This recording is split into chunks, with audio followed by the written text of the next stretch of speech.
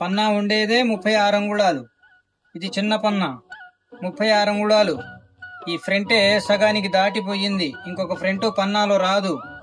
మనం కటింగ్ అందుకనే ముందు ఒక ఫ్రంట్ని తీసుకోవాలి. ఒక ఫ్రంట్ని తీసుకొని దీన్ని ఎలా మేనేజ్ చేయాలనేది చూసుకోవాలి. ఇక్కడ నుంచి మనం ఇక్కడ చక్కగా ఇలా షేప్ ఇచ్చి తర్వాత దీన్ని ఇక్కడ ఇలా కలుపుకుందాం. ఇది మీకు వీడియోలో మరి షేపులు అర్థమవుతున్నాయో లేదో. ఇక్కడ కుండలాగా పెరిగింది, ఇది తేల్చేద్దాం. వీళ్ళకి తేల్చేయాలి, సంక రౌండ్ అనేది వీళ్ళకి తేల్చేయాలి. చూడండి, ఈ మెజర్మెంటే మనకి చాలా ఆశ్చర్యంగా ఉన్నాయి. ఈ షేప్, బాడీ షేప్ చూడండి ఒకసారి. ఇప్పుడు దీనికి సమానంగా మనకు మార్కింగ్ ఇక్కడ వచ్చింది, కింద చూడండి ఇక్కడికి వచ్చింది. ఇప్పుడు ఇక్కడ మనం ఈయనకు ఒక 30 ఇంచి 1 ఇంచి వరకు షేప్ కొట్టాలి. 1 ఇంచి వరకు కొట్టాలి. 1 ఇంచి కొట్టినా తప్పు లేదు. చూడండి ఎలా కొడుతున్నానో. ఈ షేప్ కొట్టడానికి ఇలా కొట్టుకోవచ్చు. మనకు కావాల్సింది ఇక్కడ తిరగాలి, వంపు తిరగాలి.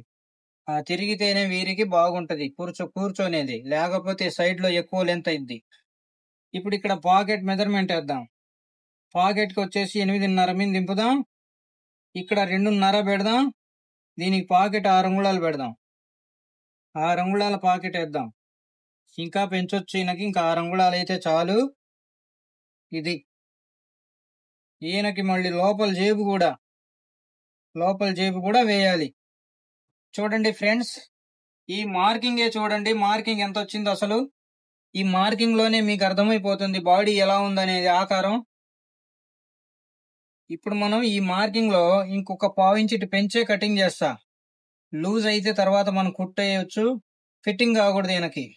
ఈయన కొంచెం ఫ్యాట్ ఎక్కువ ఉంటది ఇలాంటి వాళ్ళకి, అందుకని కొంచెం మన మార్కింగ్ కి బయట వైపుకే ఒక 1/4 ఇంచ్ పెంచి కటింగ్ చేసుకుంటే మంచిది.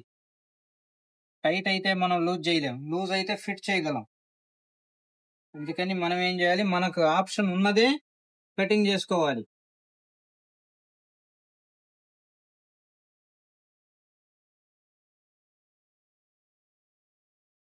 ఇలాంటివి వచ్చినప్పుడు కొంచెం తెలివిగా కటింగ్ చేసుకోండి, క్లాత్ ఎట్లా పడితే అట్లా తీయకుండా.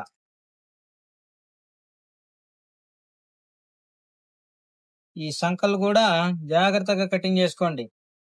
సంక ఎక్కువ కట్ చేస్తే మళ్ళీ మనకు చేతులు లూజులు రావు. లూజులు రాకపోతే మళ్ళీ మనకు అది కూడా మనకే ఇబ్బంది.